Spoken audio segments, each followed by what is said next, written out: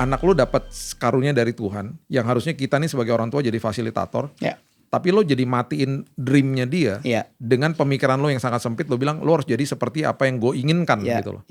Music is my identity. Jadi without music I'm nothing. Terus semua orang nanya kerja lo apa gitu. Oh gue main musik. Oh ya itu kan hobi. Kerja lo apa? Ya dulu sempat jadi alkoholik juga. Sempat ya you name it lah. Semuanya herbal-herbal kita cobain. Juga kita cobain. Basically my music is my worship.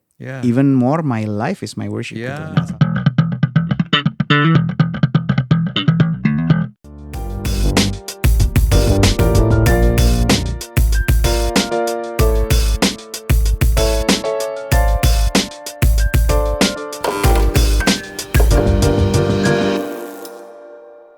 Sahabat Kopi, kembali dengan saya Billy Lantang, dan hari ini saya kedatangan tamu spesial yang luar biasa, namanya Berry Likimawa.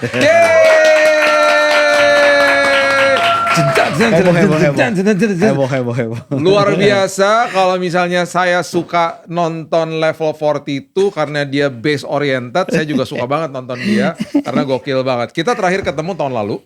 Benar. Di acaranya Om Peter Gonta lagi anniversary. Benar. Gue disuruh khotbah, lo yang main musik ya. Keren banget. Gue senang banget tuh ada lo di situ.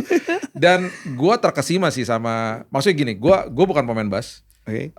Gue pernah sekolah gitar lah ya, 6 tahun. Jadi gue gak jago juga main gitar, biasa aja.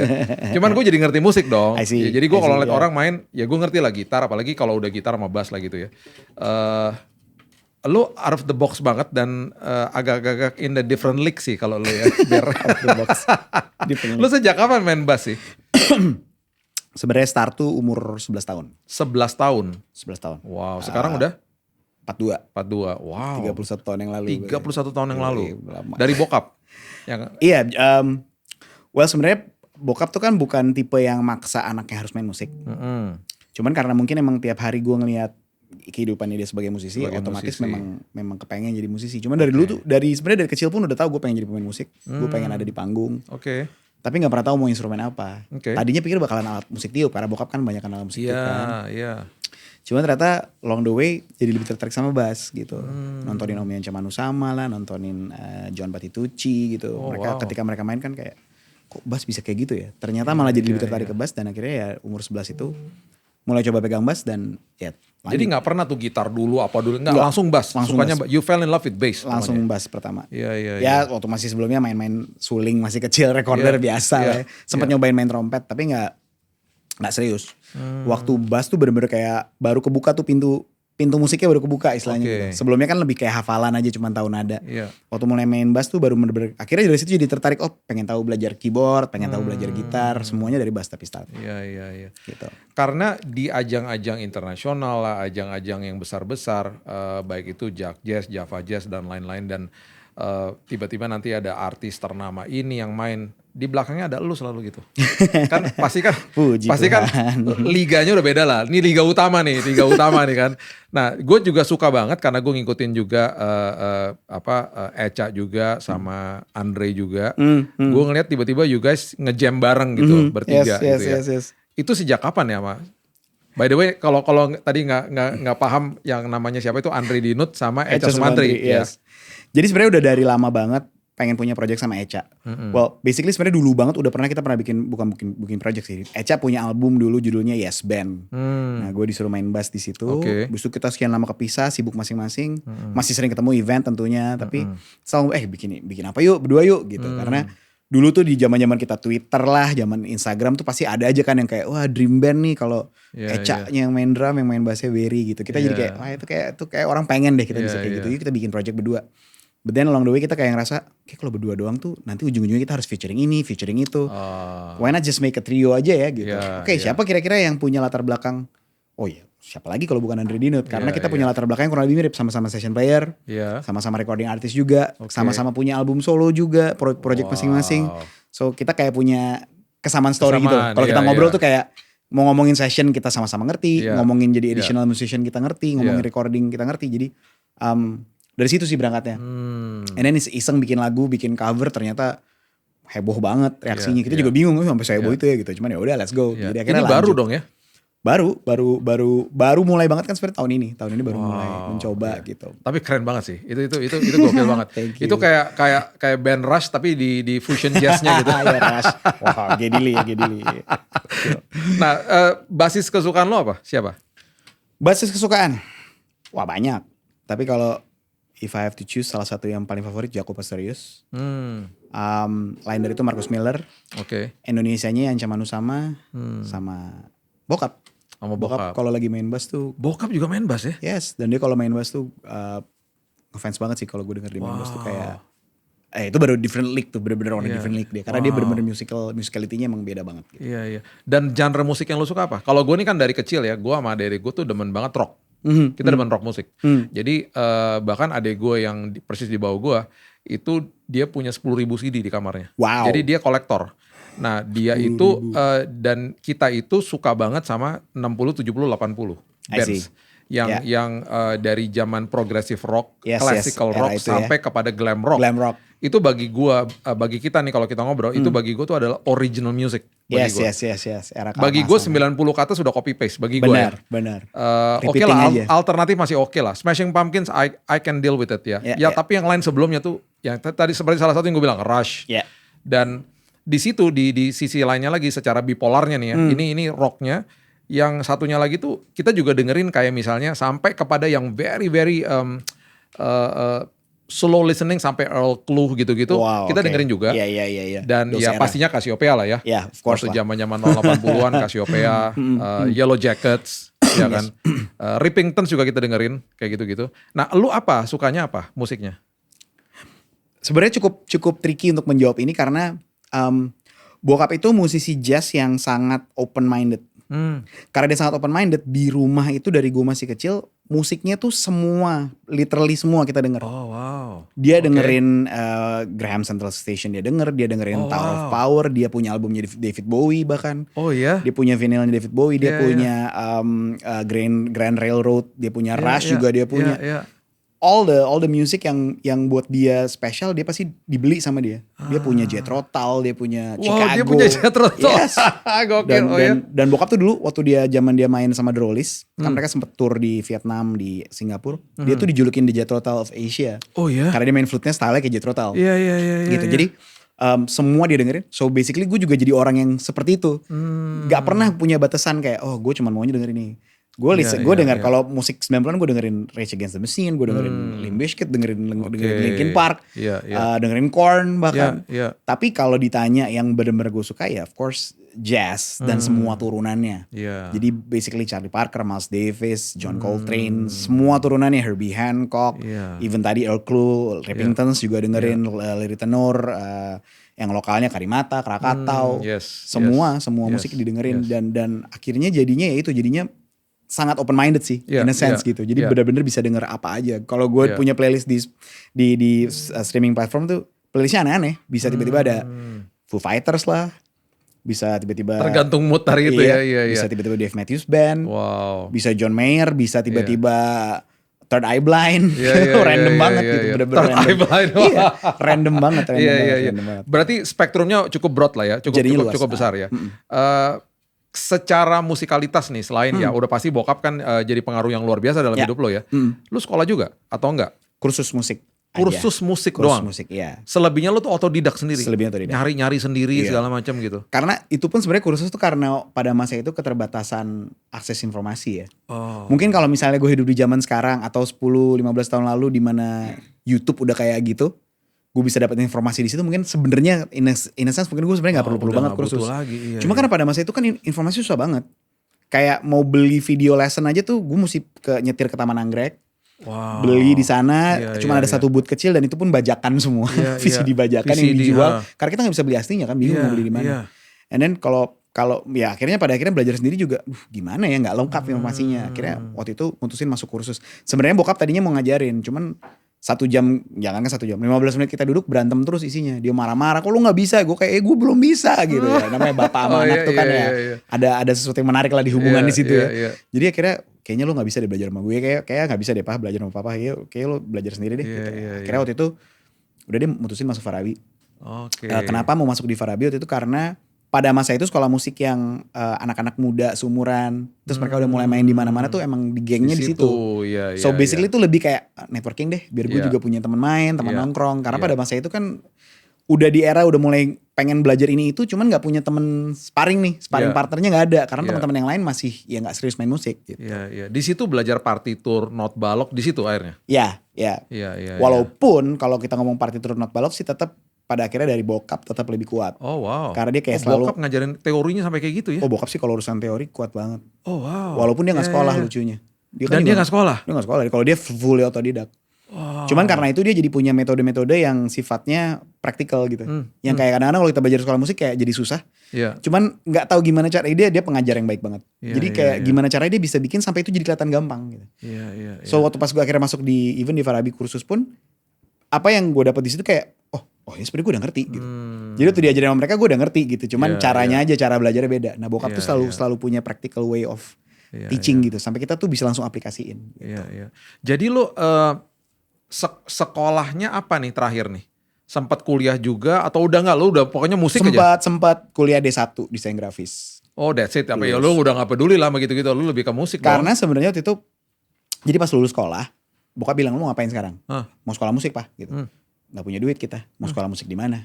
Di Indonesia pada masa itu belum ada. Sekarang kan enak udah ada UPH, udah ada apa segala. Sekarang dulu pada masa itu nggak ada gitu. Yang berbasis jazz ya, yang klasik banyak. Cuman kan kalau klasik tuh kita agak repot karena jadi muter, jadi jauh gitu. Iya. Akhirnya kalau mau satu-satu pilihan ke either ke Australia atau ke Amerika dan to be honest, ya bokap sebagai musisi jazz dia bilang, gue gak punya duit. Iya, iya. Akhirnya coba apply beasiswa, dapat beasiswa, full scholarship, tapi pas hitung cost-nya buat berangkat, buat living cost di sana tetap kayaknya nggak make sense gitu. Tapi udah sempet dapet ya beasiswa ya? Sempet dapat. Tapi akhirnya bokap bilang udah deh, papa yakin kalau kamu mau serius main musik, kamu nggak sekolah pun asal kamu memang eager, kamu bisa, dan lebih penting lagi kamu punya connection, networking. Iya. Akhirnya bokap bilang, tapi gue nggak mau lo selesai sekolah gitu aja gitu. You have to learn something lah, otak lo harus tetap kepake gitu. Apa ya gitu. Terus waktu itu lagi nyari-nyari, desain grafis dulu suka gambar. Terus kayak berpikirnya kayak one day mungkin akan berguna kalau gue bikin artwork album atau mikirin apa kayak video klip atau apapun kayak punya mata itu kayaknya cukup oke. Akhirnya masuk desain grafis setahun doang D1 murah biayanya nggak terlalu mahal dan bener-bener akhirnya berguna gitu. Maksudnya kayak ya jadi punya selera untuk artwork gitu. Kepake lah ya. Kepake lah. Iya. Gua ini ada satu juga dilema gini nih. Ini kan oke lah, karena bokap seorang musikus juga, dia nurunin ke lo lebih gampang. Gue pernah dengar gini nih Ber, dan bahkan ini terjadi di dalam gereja lagi. Seorang anak yang bilang sama papanya dia mau main musik, dan papanya dengan ya menurut gue sih betul-betul tidak mengerti bahwa semua orang itu dapat karunia dari Tuhan beda-beda. Ya. Ini stigma sih. Yeah. Dan ini terjadi di tahun-tahun 80-90. Dia ngomong, dapat itu dari mana kamu main musik? Karena dari zaman dulu kan orang tua tuh dokter, insinyur, sekolah ekonomi lah, apalah segala macam yang udah pasti kayaknya lo kalau berkarir sini dapat duit gitu. Yeah. Sementara kalau udah mau sekolah musik yang tadi lo bilang, bahkan lo tuh sampai kalau bisa nih gue sekolah musik, itu bagi mereka itu second class. Enggak lah, lo dapat duit dari mana di situ, ya kan? Itu buat gue sedih banget sih. Benar. Maksud gue, anak lo dapat karunia dari Tuhan, yang harusnya kita nih sebagai orang tua jadi fasilitator. Tapi lo jadi matiin dreamnya dia dengan pemikiran lo yang sangat sempit. Lo bilang lo harus jadi seperti apa yang gue inginkan gitu loh. Menurut lo gimana Ber? Pernah nggak ketemu kasus kayak begitu misalnya? Sangat sering. Dan maksudnya dulu pun harus kita akui bahwa di Indonesia nih profesi sebagai musisi aja tuh baru berapa tahun terakhir kan diakui sebagai musisi sebagai profesi. Dulu tuh kita kan tetap yang hobi. Zaman dulu kayak waktu gue baru mulai main musik, terus semua orang nanya kerja lo apa gitu. Oh gue main musik. Oh ya itu kan hobi. Kerja lo apa? Wow. Gitu. Itu kayak pertanyaan yang umum banget gue dapetin pada masa itu. Cuman mungkin bedanya tadi bener banget karena di usia gue 42 tahun sekarang, gue nggak pernah sekalipun merasakan makan, beli baju bukan dari musik kan. Karena dari gue lahir bokap udah biayain hidup gue dari musik. Melalui pekerjaannya dia. Umur 17 tahun waktu gue udah mulai kerja sendiri sampai hari ini gue membiayai hidup gue sendiri hanya dari musik. Bukan dari yang lain. Bisa sekolahin anak, bisa bayarin istri makan apa semua, beli rumah itu semua dari musik gitu. Dari musik. So ternyata bisa hidup dari musik. Tapi satu hal yang memang gak bisa dipungkiri juga karena jarang banget di Indonesia tuh musik di luar selain hanya sebagai komunitas hiburan. lalu musisi itu bukan dianggap sebagai profesi, paling baru 10-15 tahun terakhir. Sama kayak sekarang YouTuber orang bilang profesi kan. Dulu kan orang kayak itu kan cuma hobi, lu cuma duduk. Cuman dulu kan itu kita gak anggap sebagai profesi. Tapi di satu sisi juga gue juga bisa mengerti dan memahami orang tua yang tidak mengerti gitu. Mungkin karena dia kan gak ada di dunianya ya. Di matanya dia kayak what are you doing with your life gitu. Karena dia gak ngerti aja basically. Akhirnya sampai kepada satu kesimpulan kalau buat gue kayak sebenarnya orang tua tuh semua kan cuma pengen yang terbaik buat anaknya. Betul. Mereka cuma gak mau anaknya luntang-lantung di jalan. Betul. Untuk mengejar sesuatu yang juga belum pasti. Jadi in a sense kadang-kadang gue juga berpikir bahwa mungkin gue ngomong ini jadi kesannya terlalu gampang karena gue gak ngalamin. Tapi dari yang gue perhatiin dari beberapa teman-teman, ada kok teman-teman yang mereka berjuang mati-matian supaya mereka diakui sebagai musisi. Dan mereka present hidupnya tuh sampai orang tuanya percaya, oh iya ya, lu bisa hidup dari musik. Banyak banget. Banyak banget. Ada satu teman kita yang dia komposer hebat, sekarang karya-karyanya Glenn Fredly paling banyak dia yang kerjain dulu. Tapi tuntutan dari orang tuanya sama, gue pengen lo jadi sarjana ekonomi gitu. Akhirnya yang dia lakukan adalah dia sekolah bener-bener, dia kuliah, diplomanya dia dapat, sarjana dia dapat, dia taruh sertifikat depan bapaknya, I've done what you want, now let me do what I want gitu. Dan dia akhirnya jadi salah satu yang terbaik arranger di Indonesia, hits maker literally. Semua projectnya Glenn Fredly, semua Rio Febrian, semua Elo dulu dia ngerjain, Project Pop. This guy namanya Irwan Simanjuntak, shout out. Dia salah satu yang paling berhasil membuktikan itu, bahwa walaupun orang tua nggak setuju tapi gue berjuang untuk membuktikan dan akhirnya. Tapi itu menarik banget karena gue nggak pernah dengar tuh dari sisi itu. Dulu itu dianggap hobi. Dan itu tidak dianggap sebuah profesi karena dianggap ya mungkin karena kita tadi ngomongin dianggap sebelah mata. Ya itu hobi lah gitu. Lo nggak bisa berkarir di situ istilahnya. Dan lo nggak akan ada duitnya di situ. Dan itu yang menjadi akhirnya stigma bagi banyak orang juga yang di dalam beberapa profesi yang bukan sekedar musisi aja dianggap sebelah mata gitu. Anak gue yang pertama dia kuliahnya ngambil teater. Oh nice, keren. Iya kan? Keren. Itu kalau misalnya kita nggak seperti hidup di masa lalu dengan ya, gue paham banget seperti yang lo bilang, orang tua belum mengerti saat itu. Mereka pengen supaya anaknya dapat yang terbaik. Kalau misalnya dia hidup di zaman itu mungkin dengan ketemu orang tua yang bukan gue misalnya. Ada kemungkinan hal yang sama terjadi. Ngapain lu sekolah teater, lu mau jadi apa nanti gitu loh kan. Padahal dia punya mimpi satu hari gue pengen bangun sekolah teater di Indonesia gitu. Dan itu kan mimpi yang harusnya kita fasilitasi gitu kan. Hal-hal seperti begitu. Nah itu menjadi sebuah dilema yang gue terus gaungkan di orang tua lah hari ini. Yuk fasilitasi anakmu karena gimana pun juga panggilan mereka belum tentu panggilan sama kita sama. Iya kan, harusnya kan gitu. You got kids? Berapa? Satu. Umur 6 tahun. Umur 6 tahun. Cewek cowok? Cowok. Udah tahu nih kemana-mana? Belum? Udah megang-megang alat musik ya? Udah pengen panggung. Udah nggak kemarin dia habis manggung acara sekolahnya nyanyi sendiri. Dia nyanyi? Dia pede banget. Dia nggak ada rasa, nggak ada demam panggung. Iya. Kalau kita even kemarin fun fact, Java Jazz panggung full di Ambon Jazz Rock. Dia lari, dia naik ke panggung. Nyolek gue doang dari belakang sampai gak nyadar gitu kalau dia datang. Jadi ada yang harus jagain dia kelepas gitu. Terus dia bener-bener lari ke panggung, nyolek di panggung ini. Terus gue lagi nyadar karena lagi ngomong ke penonton dan penonton pada ketawa. Oh ternyata ada. Terus dia cuma lari ke mamanya, cuma bilang mama nyanyi keren. Habis itu dia keluar lagi. Dia gak ada malu-malunya, gak ada takut-takutnya. Cuman ya itu maksudnya gue tuh bisa melihat diri gue sendiri di dia. Kayak itu gue 35 tahun yang lalu gue kayak gitu kayak dikasih kebebasan sama orang tua untuk ikut lihat kerjaan kita kayak gimana, panggung tuh hal yang seperti ini gitu, sehingga dia dapat itunya sih. Cuman ya again gue juga nggak pernah mau maksain dia harus jadi apa gitu. Even kalau dia mau belajar musik, alat musik lying around di rumah. Dan sekarang dia udah mulai megang ukulele, mulai nanya-nanya, Pak gimana sih Pak megang ukulele ya, ini chordnya mulai ajarin pelan-pelan. Tapi ya itu tetap gue balikin, dia harus menemukan emang dia bener pengen gitu. Gue nggak mau nyuapin dia. Gitu. Kayak. By the way, bass lo keren banget nih. Ini custom ya? Ini signature series. Signature seriesnya Barry ini ya? Barry Lumawa signature series, betul. Mereknya? GS Guitars. GS Guitars. Buatan? Produknya, pabriknya adanya di deket-deket Mojokerto ke dalam lagi. Jadi local brand? Local brand. Wow. Base-nya di Surabaya. Deket dari Mojokerto. Base-nya di Surabaya? Yes. Oke. Selain ini sebagai signature lo, merek yang lo paling suka apa? Merek luar. Merek terkenal yang kita tahu nih selama ini. Kalau one of the best Fender sih. Fender. Fender is still one of the best. Dan Tapi ya terutama era-era yang lama ya, tahun 60-an. Tahun Oke. 60-an, tahun 70 tuh one of the best eranya mereka lah Fender. Oke. Sebelum akhirnya dia dibeli sama CBS dan jadi perusahaan besar yang produksinya jadi masif. Oke. Berubah kualitasnya, tapi Iya. kalau yang produk lama-lamanya sih one of the best brands. Dan lu punya Punya yang tahun? tahun 1964. No way. Itu Itu lu belinya udah bekas atau gimana? bekas. Beli bekas. Beli bekas dari almarhum Erwin Pras, pemain bassnya Dewa yang dulu. Wow. Jadi waktu itu nggak tahu gimana ceritanya, pokoknya beliau ada banyak bass, ada beberapa bass, terus dia pengen jual, dan dia info gitu. Akhirnya nyampe lah ke kuping, somehow bisa nyampe juga bingung sih. Kalau sekarang itu social media kan, dulu nggak ada kan, cuma semua tahu gitu, ini jual bass, bener loh gitu, terus nyari.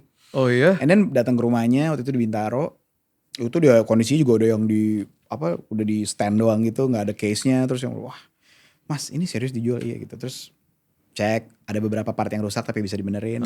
Ya udah akhirnya bawa itu tahun 2004 kalau nggak salah. No sorry 2003. Wow. 2003 belinya. Udah sampai sekarang masih ada. Dan di ada rumah. rusak-rusak gitu ya. Bentuknya kayak relik gitu. Cuman jadi memang beneran hancur.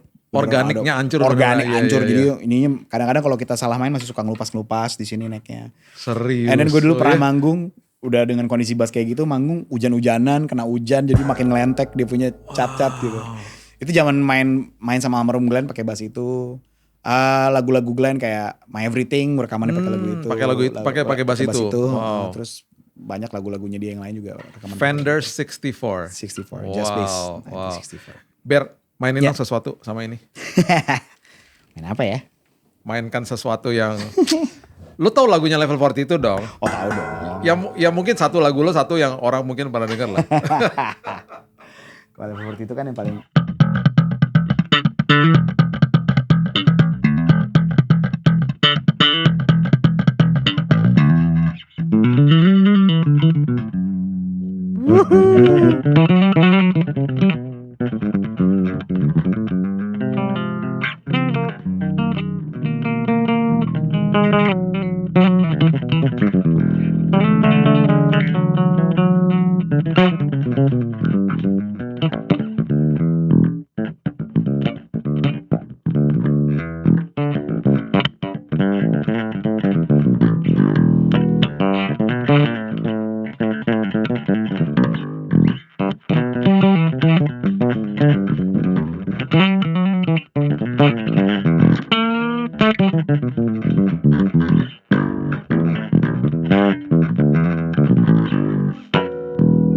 Wuhu, hai.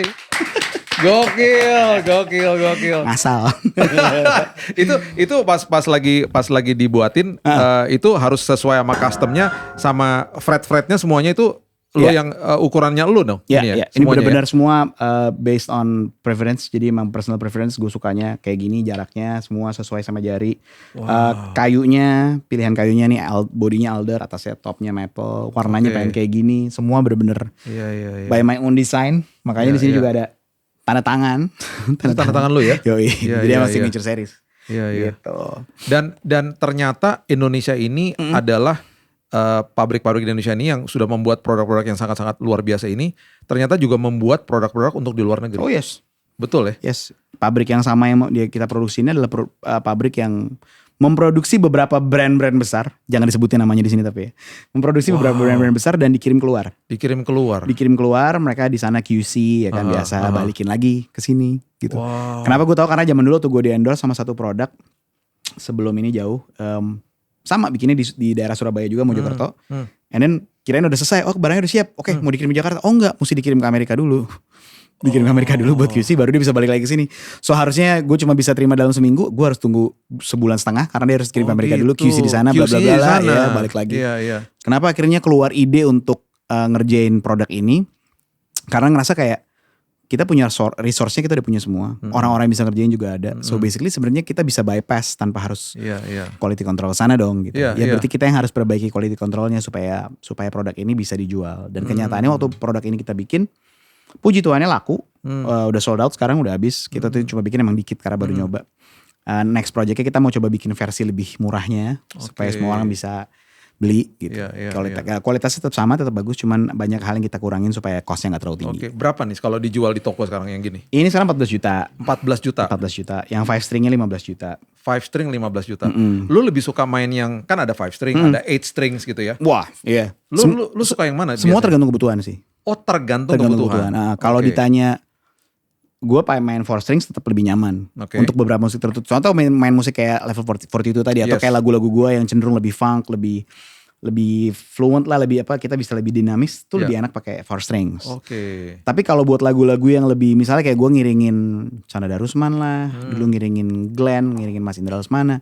Ada lagu-lagu yang butuh low notes. Nah, itu kadang-kadang lebih perlu 5 strings. Oh, Tapi 5 string jadi low notesnya. Low notes-nya. Jadi Iya, buat iya. kita main pop tuh enak banget buat ngejagain Iya. pop. Kayak zaman dulu tuh kalau main lagu Januari tuh begitu kena, lagu Januari tuh mainnya di C by the way. Jadi Iya. begitu kena C rendah tuh bang, itu kayak nusuk gitu Iya, bunyinya. iya, iya, jadi iya. jadi itu kayak lebih ke kebutuhannya. Oke. Di luar dari itu gue pakai 6 strings cuman buat di album karena cuma buat rekaman, cuma buat solo.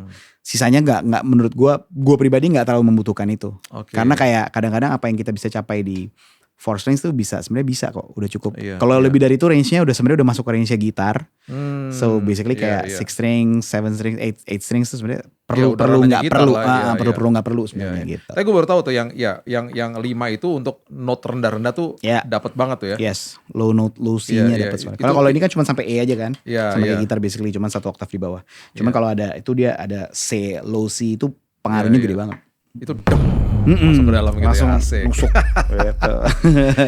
Di luar musik nih, di Ya. luar musik Ber. Proses hidup lu sebagai anak Tuhan juga. Ya. Wah. Proses lu terberat apa sih dalam hidup lu? Yang you have to overcome. Kalau gua kan gua pernah ngalamin sakit kayak gitu-gitu. Itu proses nggak enaknya. Ya. Kalau lu apa selama hidup lu ini? Yang membuat lu jadi Barry hari ini gitu. Menemukan identitas sih. Identitas. Identitas dalam Tuhan gitu. Wow. Kayak kita bisa lahir sebagai Kristen, Iya. gereja, sekolah minggu, pelayanan. Tapi kalau kita nggak benar-benar ketemu pribadinya tuh kan kita belum ketemu. Kita tuh siapa, Iya, kita iya, tuh iya. ngapain sih di sini Iya, gitu. Dulu tuh gue selalu asosiasikan diri gue sama musik. So my music is my identity. Wow. Lebih parah dari orang bilang music is my religion kan. Kalau Iya, gue iya, dulu iya. music is my identity. Jadi without music I'm nothing. Wow. Back then. Iya, iya, iya. Jadi kayak itu proses 10 tahun lalu sih. 10 tahun lalu akhirnya ketika ngadepin itu kayak Tuhan ngajarin banyak hal bahwa enggak. Sebelum kamu main musik, sebelum kamu seorang musik director, kamu anak saya dulu. Wow. Dan Iya, iya. buat gue itu paling mahal sih. Waktu ketemu itu tuh kayak akhirnya semua yang gue pikir gue mau kejar di dunia tuh jadi nggak relevan lagi gitu. Karena akhirnya semua gue lihat hanya sebagai platform. Iya. Karena yang utamanya adalah gue udah safe nih. Iya. I'm validated Iya, iya. through the love of God gitu. Iya. Jadi itu udah lebih dari cukup buat Wow. sehingga akhirnya ketika gue ngalamin di dunia musik pasang surut biasa kan. Ada kali kita terkenal, ada kali kita gak dikenal orang, ada kalanya kita dihargain, ada kali kita gak dihargain. Tapi semuanya itu jadi kayak sesuatu yang udah gak bisa ganggu gue lagi gitu. Iya. Karena identity gue udah aman dalam Tuhan. Iya. Wah, puji Tuhan. Itu yang Iya. ya kenapa ngomong soal identity, karena jauh sebelum itu ya gue nyari kebahagiaan di hal tempat-tempat yang salah. Nyari di ujung gelas, kirain bakal ada sesuatu di bawah gelas gitu Iya, kan, iya, ternyata iya. enggak. Jadi ya dulu sempat jadi alkoholik juga, Iya, sempat iya. ya you name it lah, semua Iya. yang herbal kita cobain, Iya, apa juga iya. kita cobain. Cuman ternyata itu kayak teriakan untuk sebenarnya gue ngapain sih di sini gitu. So waktu akhirnya ketemu identitas itu kayak jadi sesuatu yang berharga banget. Walaupun sampai hari ini masih tetap diproses ya. Iya, iya, Karena pasti. banyak hal yang ternyata di area ini gue belum menang nih, ternyata di area ini belum menang. Tapi puji Tuhannya itu satu yang akhirnya udah didapatkan gitu. Siapa yang kalau lu bisa bilang mentor dalam hidupnya seorang Barry Likumahua yang bilang bahwa ini orang influential banget dalam hidup gue, yang bantu gue banyak juga dalam pertemuan rohani gue. Wow. Kalau mentor gue sekarang namanya Cornelius Wing. Oke, I know him. Of course. Bersama gengnya Bung Jonathan Patiasina dan lain-lain. Yes. He's basically my dad gitu. Oh, wow. My dad gitu. Iya, Kayak ya dulu gak pernah berpikir, karena dulu punya bokap kan. Iya, Jadi gak iya. pernah berpikir kayak bapak rohani itu apa sih gitu. But then waktu pas bokap gak ada, lumayan ground shaken gitu. Iya. Terus akhirnya berasa, oh kayaknya gue perlu nih seorang bapak rohani. Iya, Dan iya. lucunya begitu ngobrol sama beliau, beliau langsung bilang bahwa ya dari aku ketemu kamu tahun 2011 juga aku udah tahu kamu bakal jadi anakku. Cuman gak tahu kapan gitu. Iya, Oh, iya. oke gitu. Jadi Oh, dan masih orangnya juga Orangnya sangat keras. Keras in a good way. Dalam artian dia bisa kasih kita hard truth gitu. Maksudnya mentor harusnya kayak gitu kan. Dia gak sugarcoat gitu. Kayak waktu pas aku pernah melakukan hal yang salah gitu, terus aku laporan ke dia jawabnya gitu kayak, ya kamu gagal gitu. Oh gitu ya, iya kamu gagal.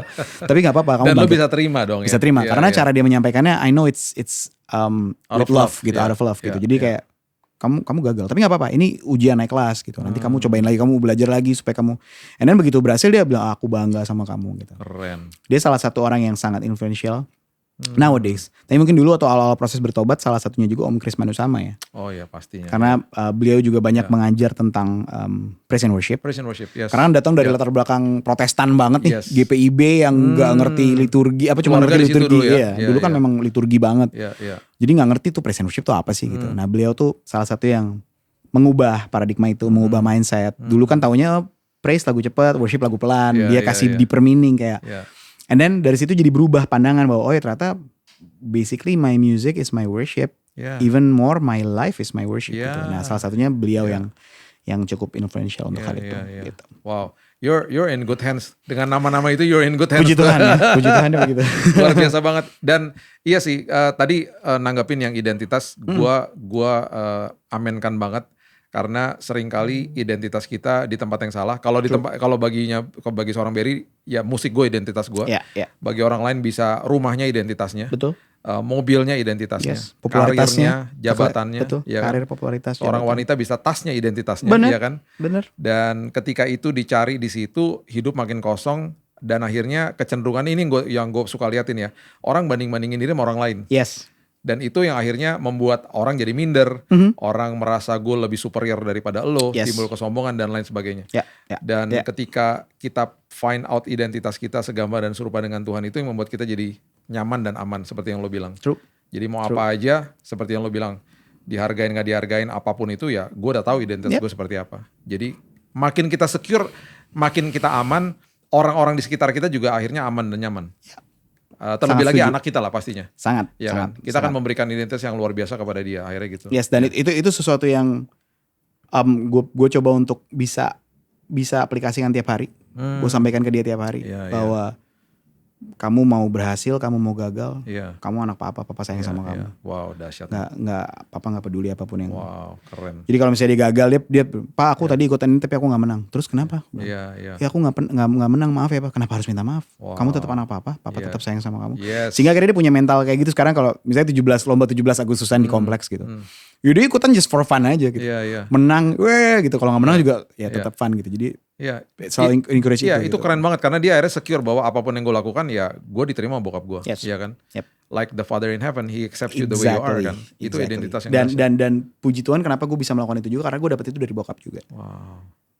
Bokap mungkin cara bahasanya agak beda. Dia nggak se-straightforward gue bisa ngomong kayak kamu tetap anak papa sayang sama aku. Dia nggak seperti itu cara menyampaikannya, tapi in his actions, cara dia menyampaikan itu kayak kamu mau jadi dulu kata-kata kamu mau jadi apapun Ber, papa bangga sama kamu gitu, papa akan support gitu, kamu mau jadi apapun. Kalau tapi kamu pastikan kamu jadi yang terbaik ya gitu. Dia selalu ngomong maksudnya, kalau mau jadi musisi belajar yang benar, jangan cuma ngandelin karena bokap lo musisi, om lo musisi, belajar yang benar sampai lo benar-benar bisa lo layak masuk dalam ruangan lah istilahnya dia bilangnya kayak gitu. Berapa saudara sih lo? Basically tunggal jadinya kan. Anak tunggal. Basically karena kan bokap udah pernah menikah punya 2 anak, which is Kak Ona Pais salah satunya, dan Kak Jili, mama juga dulu pernah menikah 2 orang juga anak. Jadi basically kalau dihitung sebenarnya 5 harusnya 5 bersaudara paling kecil. Cuman dari pernikahan yang berbeda 4-4-nya. So basically jadi anak tunggal karena dari mereka berdua cuma sendiri. Gitu. Dan papa berpulang tahun 2020. Oh baru dong. 9 Juni ya 2020. Baru aja lah 5 years ago. Yes. Wow, how did you feel? It was the hardest year tahun itu karena kan 8 April Glenn berpulang. Oh iya. 9 Juninya bokap berpulang dan 2 orang itu kayak basically my mentor di bermusik gitu. Wow, Glenn April, Papa Juni. Papa Juni. Wow, oke. Jadi waktu pas Glenn pulang juga Papa juga kata-kata, kok malah Glenn duluannya bukan Papa gitu. Dia udah sakit terus kayak, "Pah, apa sih ngomong kayak gini?" gitu. Cuman ya itu maksudnya memang proses yang waktu itu berat. Cuman mungkin puji Tuhan karena udah ketemu identitas ya.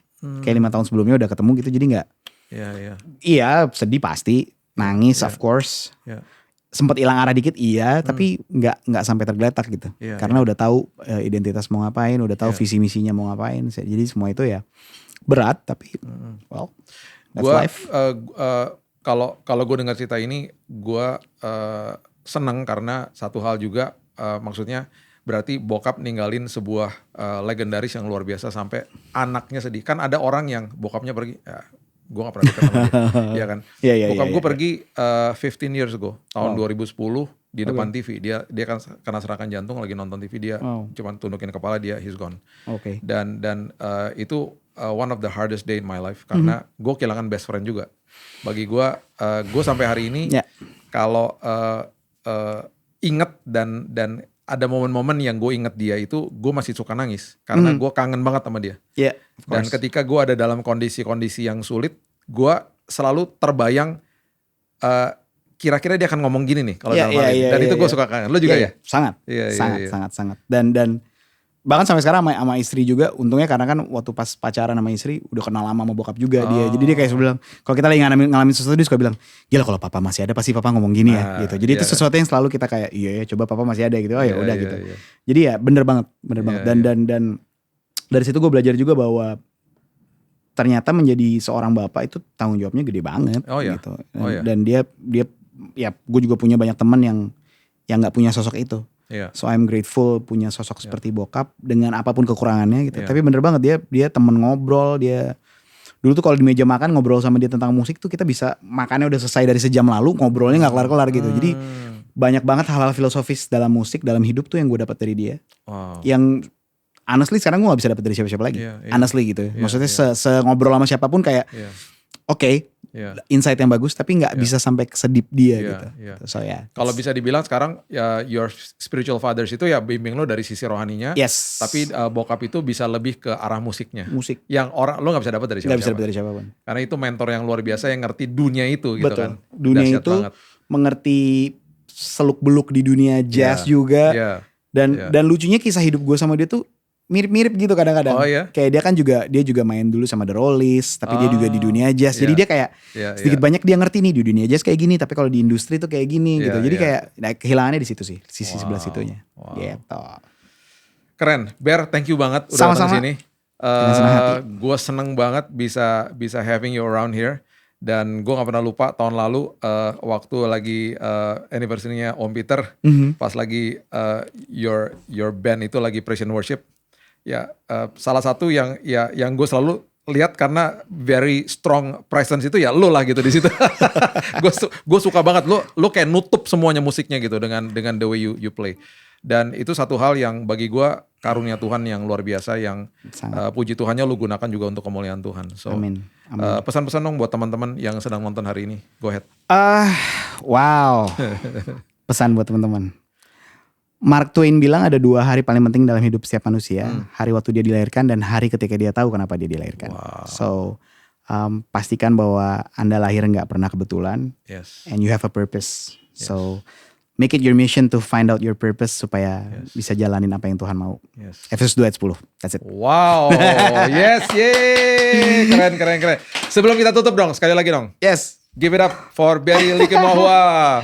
Oke.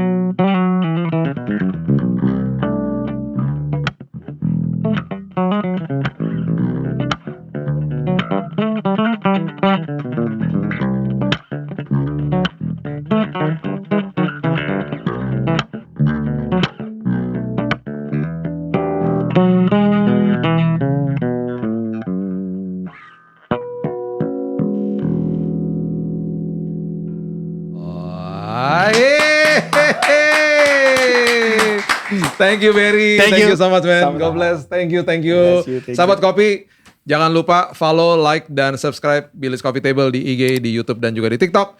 Until next time from me dan from Barry Likumahua. God bless you. Bye. Bless you.